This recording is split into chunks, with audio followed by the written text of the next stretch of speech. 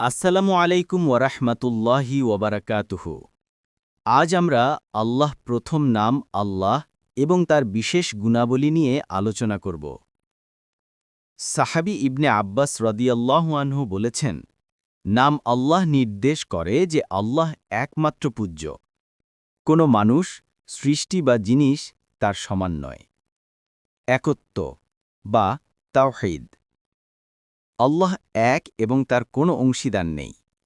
শিরক হল যদি কেউ আল্লাহকে তার একত্বের বাইরে অন্যকে সমান ধরে বা আল্লাহর সাথে ভাগ করে, যেমন মূর্তি পূজা বা কোনো মানুষকে আল্লাহর সমান ধরা।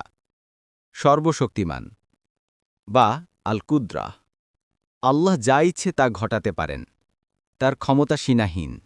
শিরক হল যদি কেউ আল্লাহর শক্তি অন্য কোনো সৃষ্টি বা জিনিসের সাথে ভাগ করে বা সমান মনে করে, যেমন জাদু, মন্ত্র বা শক্তিকে আল্লাহর সমান ধরা। সর্বজ্ঞ বা আল আলিম, আল্লাহ সব কিছু জানেন, গোপন ও প্রকাশ। তার জ্ঞান সীমাহীন।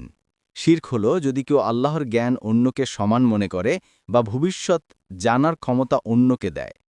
সর্বকর্তা বা আল মালিক, আল্লাহ সমস্ত সৃষ্টি ও নিয়ন্ত্রণের অধিকারী। শিরক হল যদি কেউ আল্লাহর নিয়ন্ত্রণকে ভাগ করে বা সৃষ্টিকে নিয়ন্ত্রণের অধিকারী মনে করে। একমাত্র উপাস্য, আল্লাহই একমাত্র পূজ্য, তার সাথে কোনো অংশীদার রাখা যায় না। শিরক হল আল্লাহ ছাড়া অন্যকে পূজা করা বা অন্যকে আল্লাহর সমান উপাস্য ধরা। সারসংক্ষেপ, নাম আল্লাহ আমাদের একমাত্র পূজ্য। তার সমস্ত গুণাবলী একমাত্র আল্লাহর। কোনো সৃষ্টি বা জিনিস তার সাথে ভাগ করতে পারে না। যে কেউ এই গুণাবলীর বিপরীতে অন্যকে সমান বা অংশীদার মনে করে, তার শিরক। যদি আপনি এই ধরনের শিক্ষামূলক ভিডিও পেতে চান, আমাদের ফেসবুক পেজে ফলো এবং ইউটিউব চ্যানেলটি সাবস্ক্রাইব দিয়ে আমাদের পাশে থাকুন। আসসালামু আলাইকুম ওয়ারাহমাতুল্লাহি ওয়াবারাকাতুহু।